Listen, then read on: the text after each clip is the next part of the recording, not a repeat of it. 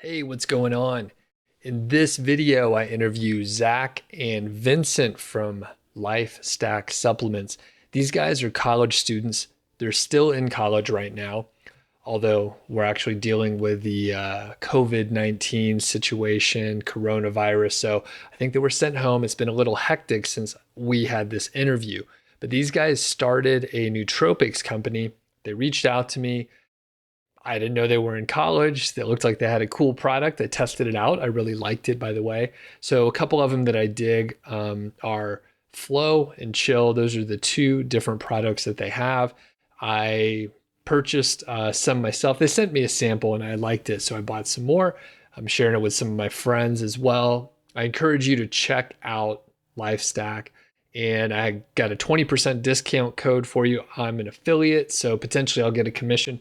Actually, I can't remember if they told me that, but I will just mention that disclaimer just in case. But regardless, you get 20% off and you can use my coupon code. It's in the description and all that stuff. These guys are really cool. They don't try and push the product much. I'm just interested how you actually start a company. And my mind is completely blown because I don't even know what to do now. And those guys are like half my age, basically. And they're in college getting shit done. Really amazing. So I think you could be inspired. Do check out the interview if you're interested in dabbling with some nootropics. I think these are great ones to get started with. The price point is a little bit lower than some of the others. So it's a good place to check it out. And you're supporting a couple of young entrepreneurs out there. So thanks a lot to Zach and Vincent. And without further ado, I'll send it to the interview. Hey, what's going on? It's Doug Cunnington here for The Doug Show, and I am talking to Vincent and Zach today. How are you guys? Doing well. Doing Thank really you for well. having Thank us. you. And you guys are in like a pro setup studio. What's going on over there? Where are you located? Yes. So we're based at Williams College in Massachusetts, and we're in the recording studio here. A really good setup. It's amazing. You have a bigger Yeah. production crew than I do. Yeah. So, who are you guys and why are we talking today? Sure, I'll take this one. Vincent and I are both college students. We met here at Williams College. He's a senior, I'm a junior. And we're both sort of excited young entrepreneurs that are very interested in the health and wellness space. And so about a year ago, we got our start in the supplements industry. And that's what we're here to talk about today. Cool. So, how did you guys meet? We met at college. Zach and I met on sort of like a camping trip at the beginning of college at in orientation days. And we share a lot of common interests, sort of like fitness and health and wellness, as Zach already said, as well as a bunch of other topics like philosophy and things like that. And so over the years, we've gotten closer and started talking entrepreneurship as well, and that's how we got into the industry together. Cool. And you guys reached out to me, and I didn't know you were college students, Yeah. which it doesn't matter, by the way, but like I didn't realize you guys have so much hair, so much more hair than me, being so young. But Still, yeah. yeah, yeah, basically, I was like, sure, I'll talk to you guys. You guys have some nootropics and supplements and stuff like that. So you sent me a couple samples, and I was like, hey, this stuff is pretty great. Sure, let's talk. So how'd you get interested in actually like launching a company and putting out a product? Sure. I guess the for this particular product, the origin was really that we know a lot of kids that are looking for performance enhancement in one way or another. Caffeine is the drug of choice, but some people also use more illicit substances like Adderall or modafinil. And Vincent and I, as health conscious people, but also people that need to be productive, thought that we might be able to do something better. So that was sort of one side of the origin story. And the other side was that we saw that in many of the people we know, weed, in particular, as it became popular in the States with legalization, seemed to have positive effects for creativity and mood, but it also created these sort of long-term changes in terms of motivation, emotional blunting, things like that. And so we thought that maybe there's an opportunity to kind of tackle that issue, making it a set of nootropics that might be able to somewhat enhance the effects of THC, the positive effects, while mitigating the negative effects. And so that's how we came up with the formulation for flow. But we actually realized that it worked for a general population. So it was that performance enhancing supplement that we were looking for. And it also had this really awesome effect of enhancing the positive effects of THC and mitigating the negative effects. Okay, so that was Flow, and then you have another product called Chill, Yeah. and they're well named, so it's pretty clear what they're about. Yeah. Yeah. So what was the intent with Chill? Yeah, the intent with chill was that, people lead very stressful lives, and ultimately people have a lot of sort of like have a hard time sort of winding down at the end of their days. Have a lot of anxiety, have trouble falling asleep, and so having some expertise in the nootropics, space, we were able to put together a formula of natural ingredients, including CBD, that works really well to sort of relieve some stress, to help people wind down, sort of take in the evening, and get a good night's sleep. Cool. Yeah. For me, so I was never a big weed user, and I just want to like jump in real quick because I know Mhm. some of the listeners are like, "You guys are stoners, and what are you talking about? These college kids." But I live in Colorado, and I was never into weed like growing up. Didn't enjoy it, and just generally stayed away. Yeah. Drugs are bad, all that stuff. And then as I got older, I was like, you know what? Some of the data seems a little bit off. And I live in Colorado now. I live in Boulder County, and you could just go to a store and go buy like from a dispensary. It's not like at the grocery store, but you go to a dispensary. It's all highly controlled. I don't smoke anything. I enjoy edibles.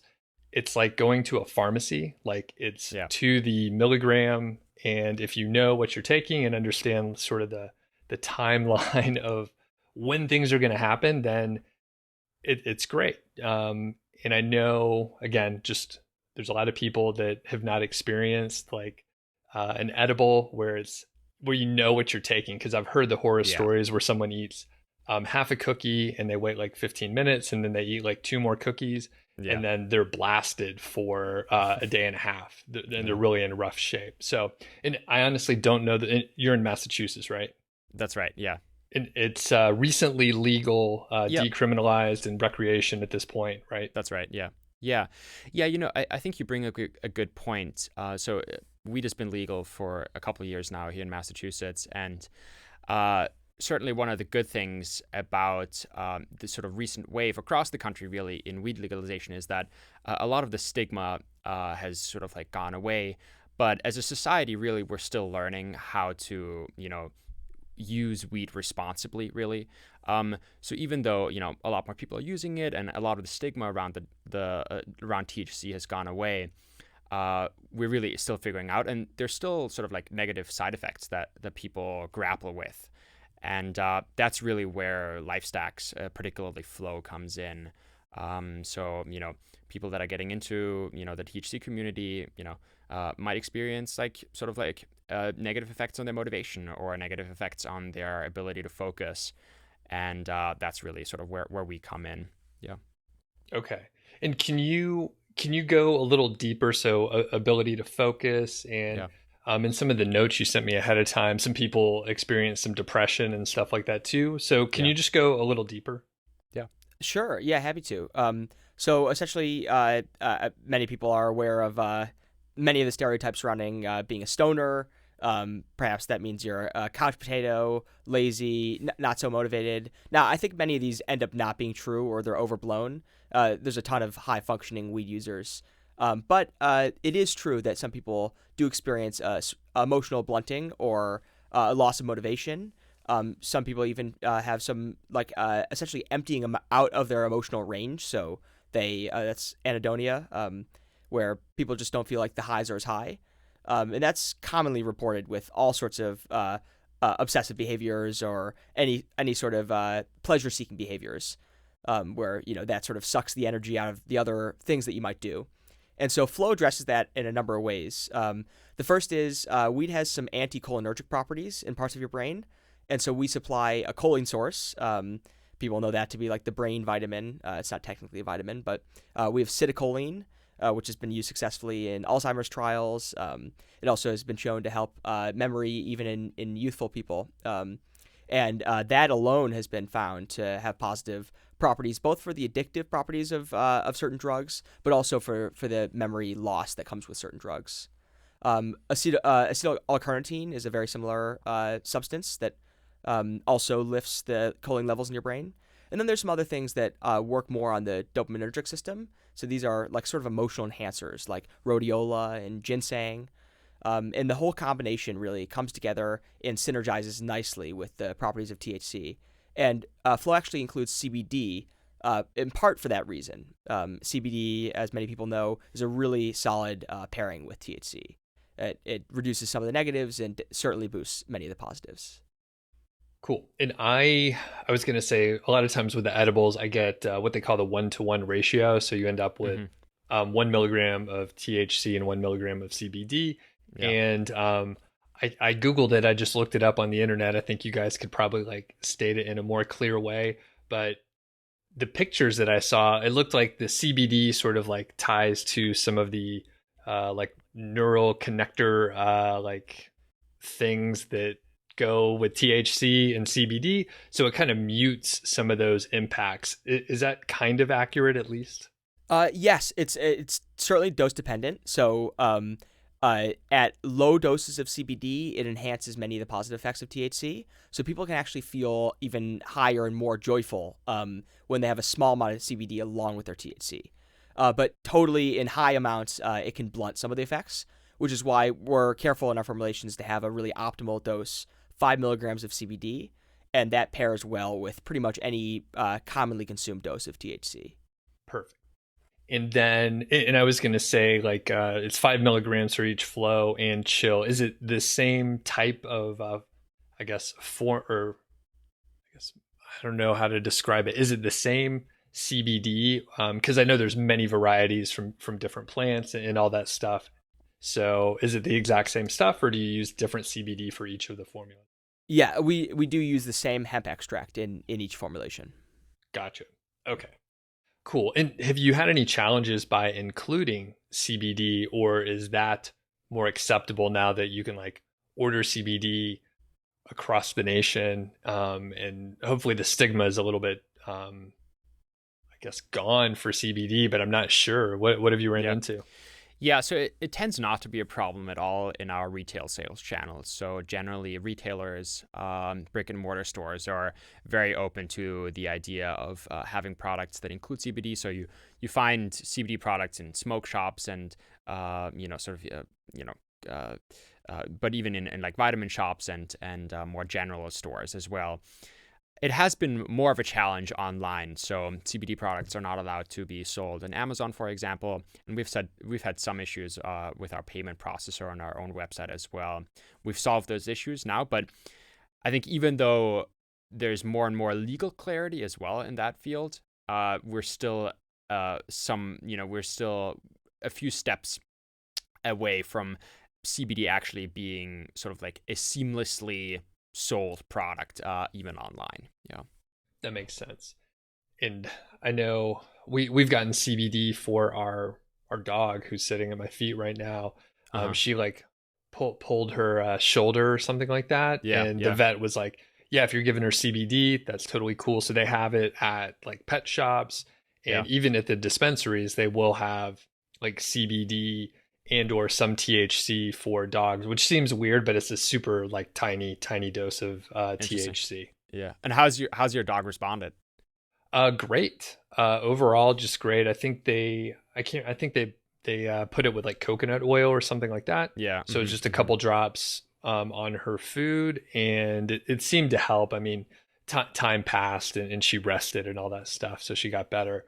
But the vet was like, the CBD has virtually like no side effects, and he didn't prescribe anything else. He said, keep going with the CBD. Like that's what we should be using. So yeah. I mean, it has many different applications. CBD does. It's certainly not like sort of a wonder drug that will cure every ailment or help any person or animal. But it does have very helpful specific applications. And that's also really the reason why we included it in our formulations. Great. So I want to shift gears over to like the business side of this. So what's the team look like? Do you have other employees, or is it just you two founders right now? Yeah. So Zach and I founded the company about a year ago. We have now grown to a team of about 6 people. So they are other college students, both here in Massachusetts as well as over in Illinois, that support our day-to-day operations. So there are people that do sales for us and marketing for us. There's people that are responsible for social media things. There's people that are, particularly helping Zach with R&D. As a young and small company, all of us are wearing a lot of different hats, obviously. But as the team has grown over the last few months, we've been able to assign responsibilities more clearly, which has been really positive for our company. I also want to say, Vincent said about 6, because we do have a 7th person affiliated with the company. And you might have seen this on our website or in our materials. A Harvard psychiatrist has actually tried the product. He endorses the product. He recommends it for patients.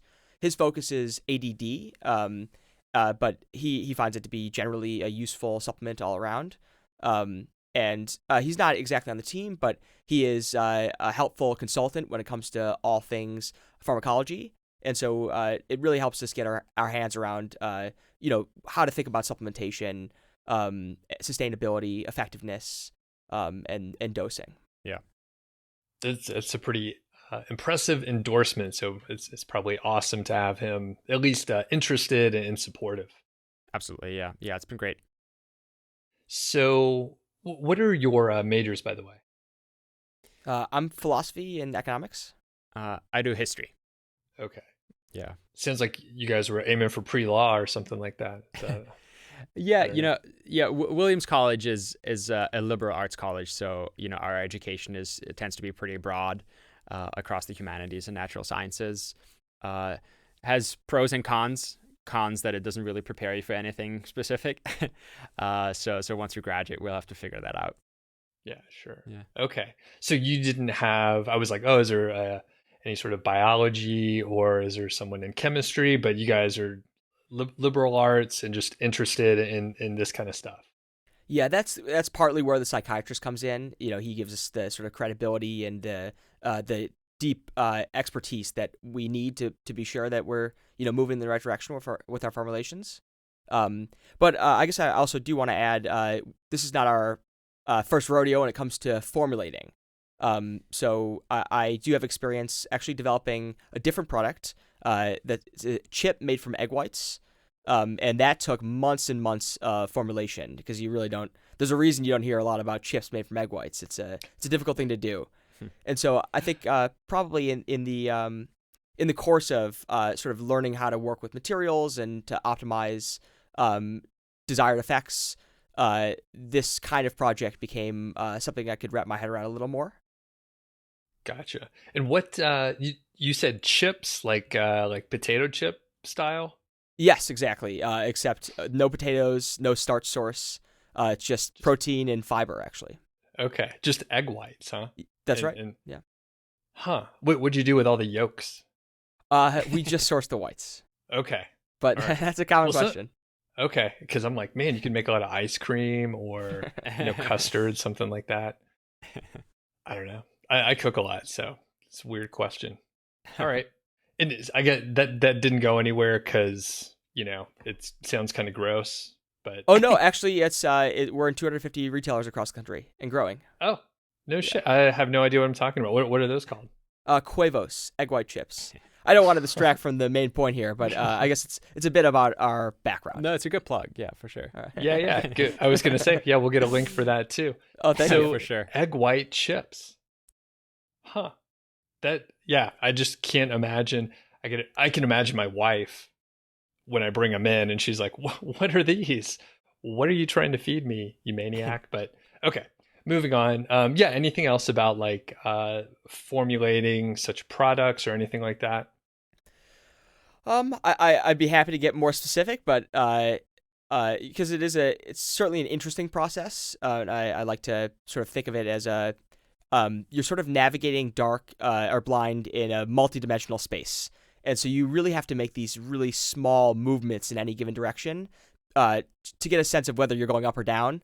And if you can't get a sense of it with a small movement, maybe you try a big one. And so it's certainly an interesting, very demanding process. So I guess as people hear us talk about the product, one thing I do want them to think about is that our most prominent goal in formulating these supplements is really sustainably effective dose ranges for our ingredients. And that's something I think a lot of the other companies on the market don't do, either because they go unsustainable, so that you get that initial great review, but it's not repeatable, or if it is repeatable, it's negative eventually. Or the other thing that you often see is that people include ingredients just so they can brag about them. But aside from the marketing potential of the ingredient, it doesn't really have an effect in the dose used.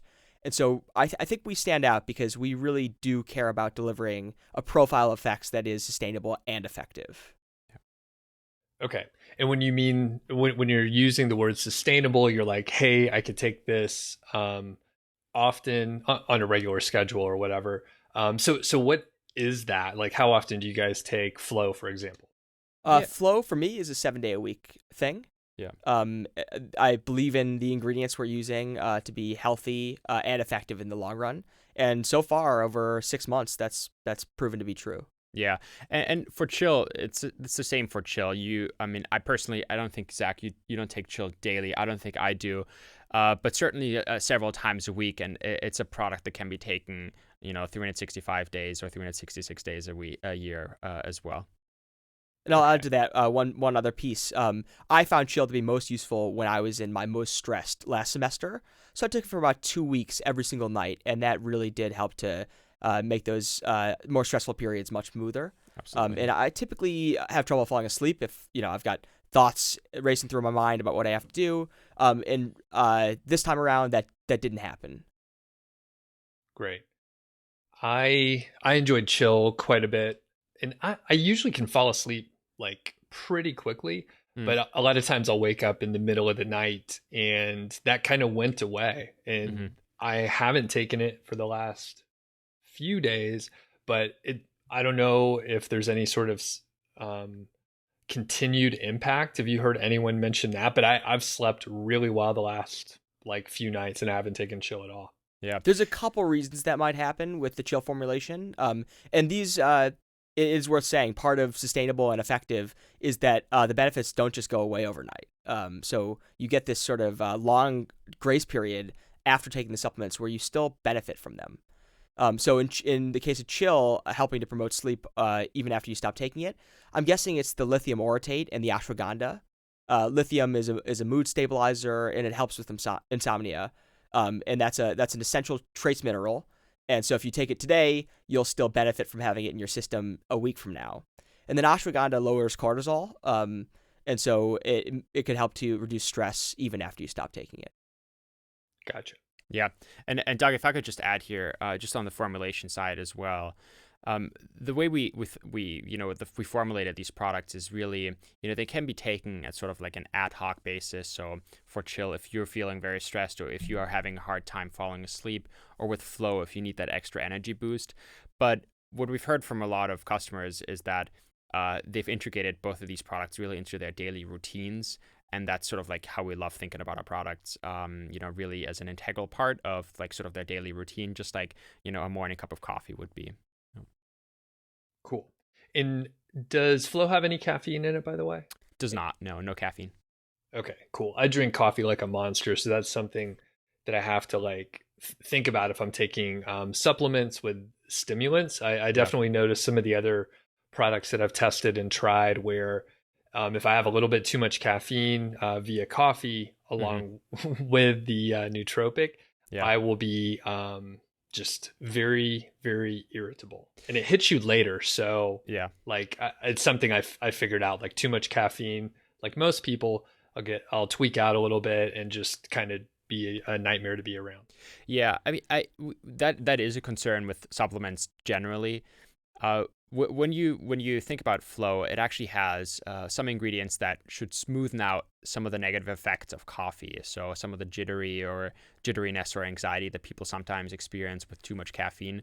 flow actually smoothens out. So CBD, for example, does a really good job of doing that. So people actually love pairing flow in the morning with their cup of coffee, and sort of amplifies the positive effects of coffee, and takes away some of the negative effects.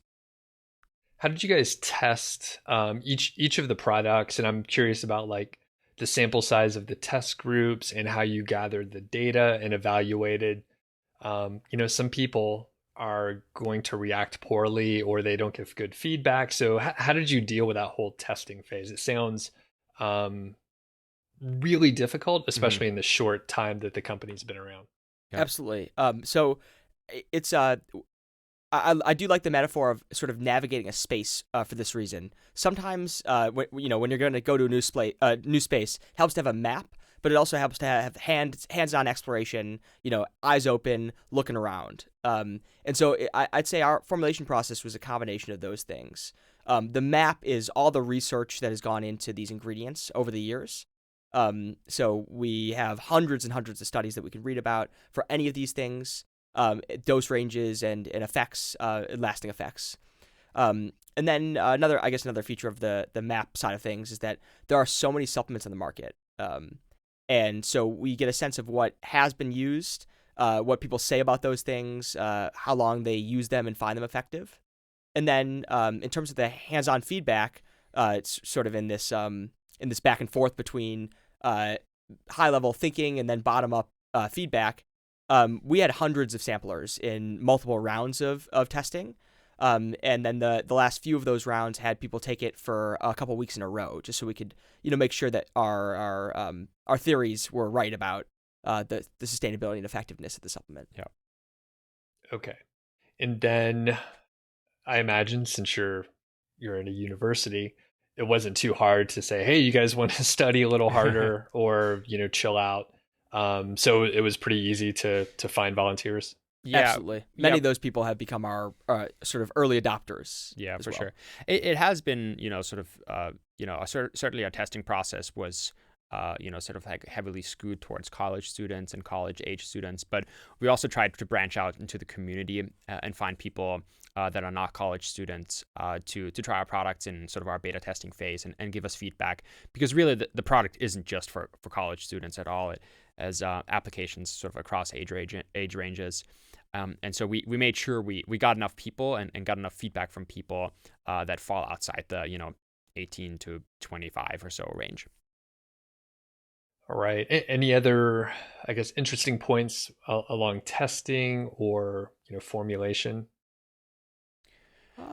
I guess one thing that I would add is, I mean, the testing and formulating never really stops, right? So we are passionate about sort of like optimizing our minds and optimizing our bodies. And so, even though we brought these two products, Flow and Chill, to the market last summer, our formulating and our testing really hasn't stopped. So, there's a lot of other different products that we're thinking about. There's a lot of really interesting things in our pipeline that we're excited about to bring to the market in due time.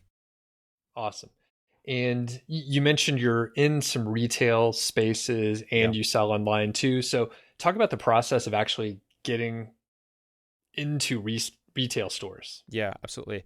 So we just some more contextual background to frame this. So we really went to market with Flow and Chill last summer, and so there was a team of 4 people that pretty intensively worked on getting the product to customers sort of full time last summer, and it was a bunch of grunt work, to be honest. So it was figuring out what kind of retail locations would be best suitable to take on our product. So we narrowed down our focus to a lot of health and vitamin stores, also more general like grocery stores that carry CBD products.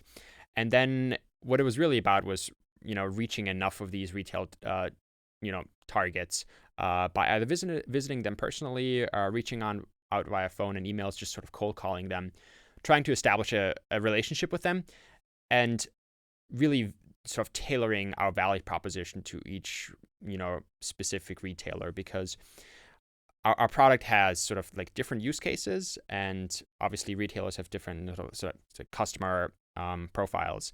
So we tried very hard to sort of like tailor our value proposition to each potential retailer. And yeah, that's worked out pretty well for us.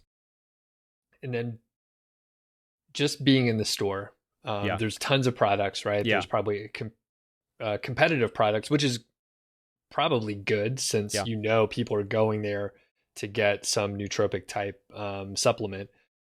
How did you convince, hopefully you did, those retailers to sort of mention your product to Yeah. existing customers? Hey, we got a new thing. It's really cool. Yeah. Any strategies around that? Yeah, I mean, I think it's a good point. It is certainly a challenge, right, to stand out in a retail location. An integral part of our strategy in that regard was making sure that, people in purchasing, but also just like general store managers and store clerks actually try out our products. So we, usually gave away samples to people and gave them the chance to try the product. And really, once people try it, we find that the product sort of speaks for itself, and people really become fans of it once they've tried it. So we really try to push hard to make sure people in the stores tried our products and then could speak about the positive effects of it to potential customers. Excellent. And was there much friction to get them to try it, or they're like, "Hey, sure. I mean, we're running a supplement store, so we're gonna try stuff." Definitely the latter with the retail locations. Yeah. With individual people, sometimes there's a hesitation to add a capsule to their lives. It's not, pills aren't the most consumable thing, and people don't really think, oh, I'm excited to take some more pills. Which actually got us thinking about some future product lines, which we'd be happy to mention later.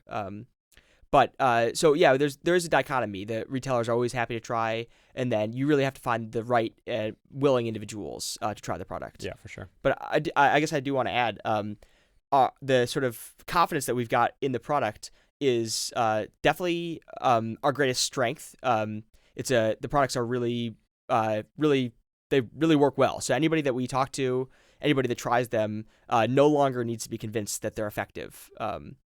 But it's also sort of a weakness that we've got, at least in terms of the go-to-market, because we were so confident that this stuff works and it's helpful and healthy that we didn't exactly take the right approach in terms of differentiation. We just relied on the excellent product, but didn't make sure to pick out a specific consumer segment that we wanted to target. So you'll hear us sort of talking about all the various use cases, but sometimes that makes it harder for the customer to resonate individually with the product. Yeah. So what is that specific thing? Did you distill it down, or? Yeah. I mean, we certainly found, I'd say, like 3 target sort of customer groups that we're very much targeting now and tailoring our value proposition to. One being the fitness community. So people love taking flow in particular before their workouts to really have a really sharp mind during their workouts. That tends to increase their physical performance during the workouts, and they tend to have really good results from that. Also, athletes and fitness people like taking chill to recover properly and get a good night's rest. So that's a community that we're targeting very actively. Another community is, of course, the THC community. So people that like pairing our product either with THC or they want to mitigate some of the negative effects of THC when they just take the products on their own. That's a community that we're targeting very purposefully. And I guess lastly, a relatively broad category, which is people that just need an extra productivity boost, usually at work. So those are the kind of people that would usually, drink 5 or 6 cups of coffee and get really jittery and then have an afternoon slump in the office and can't really work anymore. We're targeting those kinds of people as well, because flow particularly is a really great solution for that. You just take it in the morning, you'll be energized all day, you'll be motivated all day, you won't have an afternoon slump, and you'll be really productive throughout the entire day. Gotcha. Okay, cool. And sort of shifting again to challenges, were there any particular things where you thought it was going to be a little easier and then it just ended up being like way more time consuming, way more difficult, or just generally challenging? I think the resonance with individual customers that we were talking about, just because the bottle doesn't really call out to anybody in particular. Like I said, we took that to be sort of a natural way to brand a product that we thought would be sort of universally useful, and we still believe it is universally useful. but nobody feels like they're individually, the universe. They're just somebody who's got particular needs. And so that's been the difficulty, I think, in terms of getting this product to people. When they try it, there's no problem. They buy it. But before they try it, there's some hesitance. So I think that's something we didn't exactly expect during the go-to-market process. Cool. How about you, Vincent? Anything else to mention? Yeah, certainly there have been a good amount of challenges on the sales side as well, particularly in retail. So retail is just just naturally a time-consuming, thing to do in terms of your sales. It's also, even if your products are selling relatively fast, retailers tend to be slow to reorder your product, and it really is pretty time consuming to build relationships with them. So I would probably admit that we somewhat underestimated just the time commitment and the effort that it takes to be in a lot of retailers and to get reorders for our products. But I think once we've sort of adjusted our expectations and also tweaked our strategy a little bit more, we were able to be much more successful on the retail side as well. That's certainly sort of like a learning opportunity that we took away. And I just want to frame this in the context of our company at large. We founded LifeStacks about a year ago, went to market last summer, about 6 months or 8 months ago, really now. And all of 2019 was an incredibly educational year for us. We, got to, sort of like, hone our entrepreneurship and business development skills really well.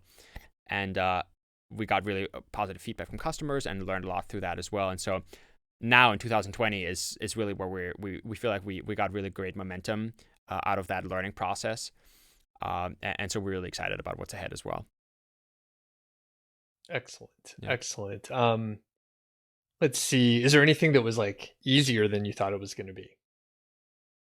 The reorder rate, actually. Oh, nice. Yeah, so from experience just in retail and then also selling online, it's difficult to get people to come back and buy again. But this product has surprised us. People make it a part of their lives pretty quickly. Yeah. And then as far as like, I guess, hiring people and dealing with staff, especially you said across state lines, right? Yeah. How was that process? How did you find the folks, and just how is it managing 6 other people? Yeah. Or 6 people, whatever. Yeah. So the 6 people that work with us on a day-to-day basis are also college students, and they tend to be, actually, I shouldn't say tend to be, but they're all friends of ours as well that are interested in business and interested in health and wellness, and all sort of have their different niches of expertise and bring their skill sets to the company. So these are people that we trust and that we work with very well. The majority of the team is based here in Massachusetts, and so we see them on a day-to-day basis. We meet and discuss different things about the company. With regards to our team over in Illinois, we're in pretty constant exchange with them as well. We do video conferencing. We talk on Slack. We tend to sort of like we tend to let people operate relatively independently. And really sort of like Zach and I try to manage from a pretty high level where we discuss strategy with people and sort of like set goals.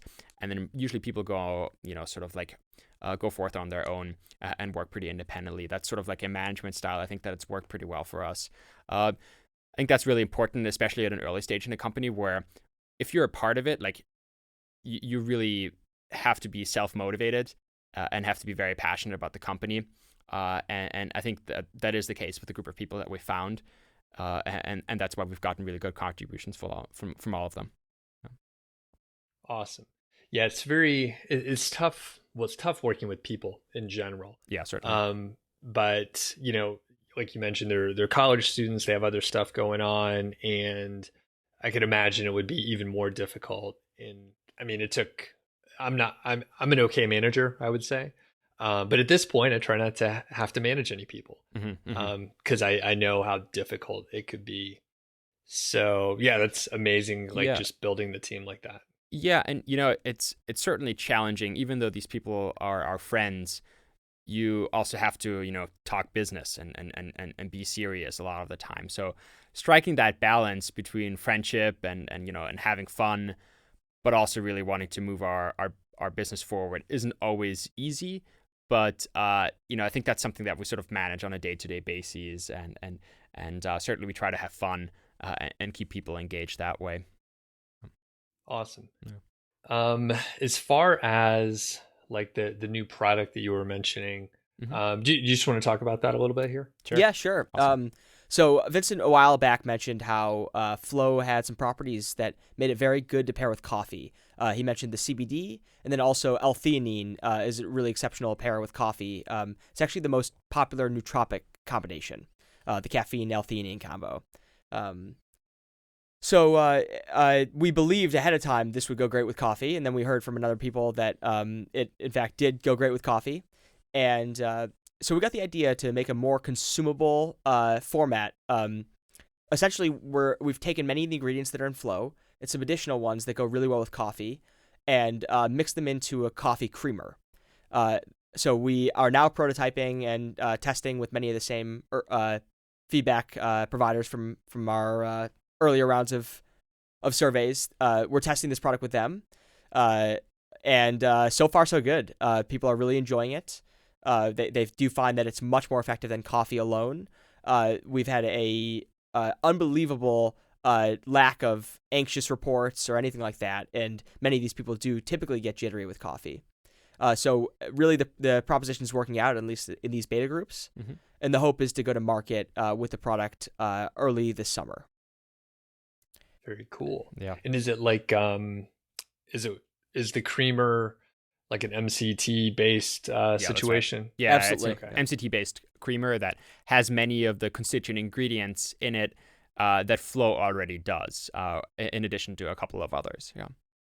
Okay, cool. Yeah, and I didn't even realize it, but yeah, oftentimes I would take I started with one Flow in the morning along with my coffee, and that was fine. And once I made sure I wasn't gonna, get too anxious or anything, upped it to two, and then per your recommendations, I have taken two along with the coffee in the morning, and then in the afternoon, like I try not to take any sort of stimulants after say like 2 p.m. Yeah, it's a good just to idea. make sure I can sleep in the evening. It may even say that on the label, does it? Yeah, you Something shouldn't like that. take Flow 8 hours before going to sleep because it is energizing, of course.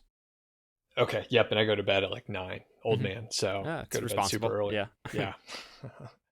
And I jump around a lot as you can gather here. So you were producing a consumable, right? You were talking about launching another product. Yeah. I'm like terrified of red tape and just all the regulations, especially with like putting like chemicals into people's bodies and stuff. So Yeah. how is it that difficult, or is it just like a process that you must follow? Yeah, it's something that we take very seriously. The industry standard really is to be FDA compliant. So what that means is that all the constituent ingredients of your product have to be sort of individually FDA tested and approved. And as long as all the ingredients that you list are within a certain range, and sort of are approved by the FDA, your product as a whole will be FDA compliant. And we're meeting that industry standard. We're working with our manufacturer down in Georgia as well, who makes sure we're compliant in all of these things, as well as with the psychiatrist at Harvard Med School as well, who helps us with that. It's something that we take very seriously, but we actually haven't really found to be that big of an obstacle because as long as you follow sort of the industry standard, you'll be good to go. Okay. Yeah. So basically, if you build the product with things that are FDA compliant and those sourcing companies are following the rules and they're certified and their facilities are good to go, then you can manufacture it, and you're having a company in Georgia manufacture it and then package it and all that business. That's exactly right. Absolutely. Yeah. Yeah. The coffee creamer is a bit of a different story because it's a caloric item. The MCT provides some calories. We also use chicory root fiber, inulin, and that's a dietary fiber. So they are food items. So there's probably still some hurdles ahead. But like Vincent said, it shouldn't be a hassle so long as we know what we're dealing with and complying. Okay.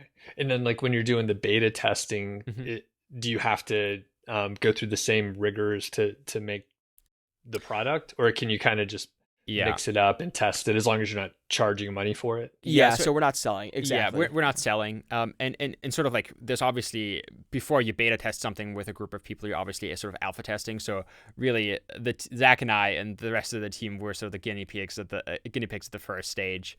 And we've gone through all of that, but we're actually working with a manufacturer down in Georgia who has produced samples of our coffee creamer as well, and so we've sort of taken these samples and given them to the people that are providing us feedback for it. So even at the beta testing stage, we're totally sort of like compliant and following the regulations. That's very important to us for sure. Very good. Yeah, like I said, it seems so overwhelming if you don't know the process at all, and then you don't know the contacts. But I suppose if you contact a company like one of the sourcing companies for the raw ingredients, they want you to buy something, and they want you to make something, so they probably help you along the process there. Absolutely. Yeah, we've generally found people in the supplements industry very helpful and friendly. There's some camaraderie there, and people obviously want to make business, and it's a good time for the supplements industry. So, people tend to be pretty collaborative. Awesome. Any big mistakes along the way in the last year or so? Nothing catastrophic. I'd say the branding issue is probably the closest thing to a mistake. I think we were short-sighted thinking everybody would see the appeal immediately. And so that's been a hurdle in terms of getting the product out to people. And that it's been significant, but we're doing our best to overcome that. Yeah. Cool. In that sense, that's not a bad mistake. You never know until you get into the market and get actual feedback and see how people react with the product on the shelf. So yeah, can't blame you for that. As long as there's no like you ordered the wrong thing, like a whole shipment of just the capsules or some kind of nonsense, but no crazy mistakes. That's awesome. No crazy mistakes. Yeah, and I think sort of along the lines of what Zach just said, we, in addition to not being sort of like differentiated enough about the type of customer we're targeting, I would probably also say that we weren't differentiated enough in terms of the kind of sales channel we're targeting. So, we thought that online is going to work for us and Amazon is going to work for us, not even knowing really that CBD, we can't sell CBD on there. And we thought that, brick and mortar stores are going to work really well for us, and all sorts of retail stores are going to work well for us. So, as we've learned more about the market and as we've learned more about our customer, we've been able to be much more targeted in that regard as well, and have seen much better results because of it. Anything else I should ask you guys, by the way? Well, I guess like one of the things perhaps that I was just curious to see what kind of supplements you take on a regular basis, Doug. You mentioned that sometimes you don't like taking them with coffee or whatever. I mean, I'd be curious to hear more about your sort of consumption habits. Sure. So usually I often take MCT in the morning. I do intermittent fasting probably 3 to 5 days a week, something like that, till about noon. And which is not a supplement, it's the opposite of that. But I do take the MCT occasionally if I'm not like really purely fasting and I'm taking fats in. And then we talked earlier, one of your competitors, Formula, I take some of their supplements. And one thing that I like with them and with Life Stacks as well is like there are like different stacks. So Formula has at least 4 different stacks. They call them formulas. And I enjoy that because sometimes I want to like get benefits in different areas. And some of them are like great for workouts, but they're not so good for having a conversation. Right.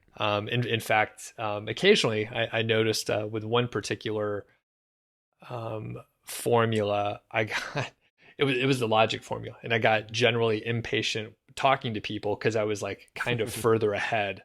I was like, I get your point. Like, you're too smart. Move on. Yeah. Which is weird. So I was like, okay, I talk to people a pretty decent amount, so I should probably make sure I'm working on spreadsheets if I take that.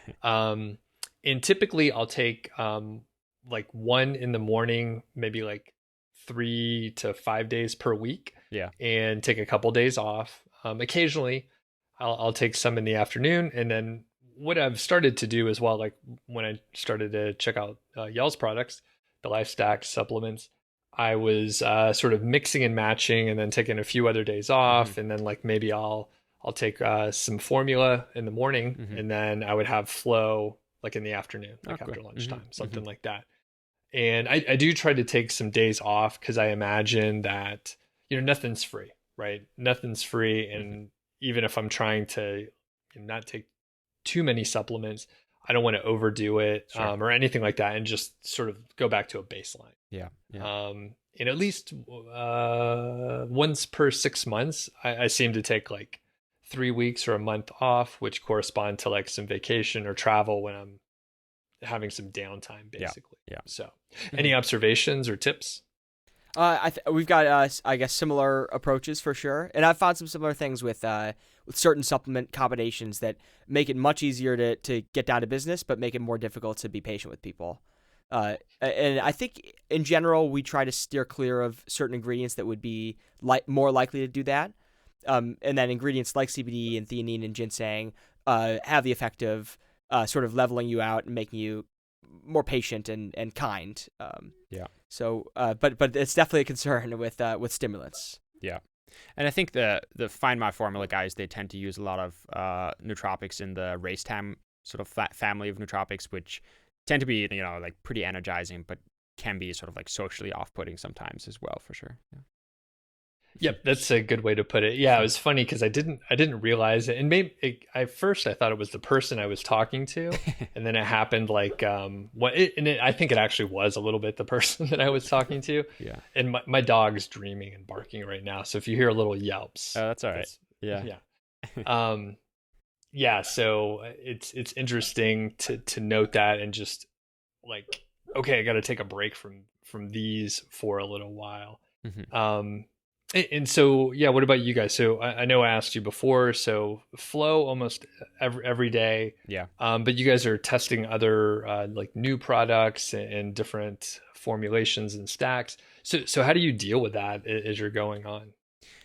I think that you already hinted at like a pretty crucial part of, taking a bunch of supplements, which is to make sure to cycle through ingredients over time. So, even though we design flow and chill to be taken, to be able to be taken every single day, people don't have to do that. And so, we take flow pretty regularly, but we also cycle through a bunch of other ingredients that we want to test out and potentially include in our ingredients. So, if there's a new nootropic that we want to try out, or a particular synergy that we want to try out, we take it for a couple of days, sort of note down the effects and try it on a few other people, and see if we can include it in our formulations. Very good. And so what are some of your goals for 2020? Yeah, it would be great to sort of get this coffee creamer out to the market. We think it's going to be able to reach a wider audience than the people that are just in the sort of capsule nutraceutical space. So we're really looking forward to that. We want to continue growing our retail presence on our current blends. We've got a lot of customers that are passionate and they're telling their friends, and we hope to just keep that ball rolling. And then I guess as we look to like future years, we really are passionate about products that make our lives better, make our families' lives better, friends, and then all the people that we end up being able to reach through the company. Yeah. So we just want to, I guess, keep our eyes open for all sorts of exciting opportunities. Absolutely, yeah. Very good. Well, you guys mentioned that you may have a coupon code for the audience. So can you tell us like the discount and stuff like that? Yeah, so we got Niche Site Project 20 for 20% off of on our online website, lifestacksupplements.com.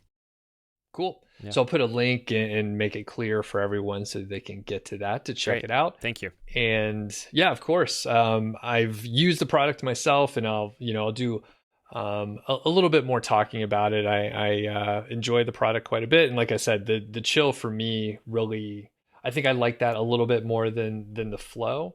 But I've enjoyed using both of them, and like you said, coffee with flow seems to be a great combination. Yeah. And I do like that there's not caffeine in it since I'm drinking Yeah. a massive amount of coffee. Yeah. Yeah, for sure. Awesome. Well, thanks, guys. Great. Anywhere else people should find you other than the website? Yeah, lifestacksupplements.com is our website. We also have an Instagram account, Lifestacks Supplements, so people can check out our product there as well. All right. Thanks a lot. I appreciate it. Great. Yeah, thank thank you you, very Doug. much, Doug.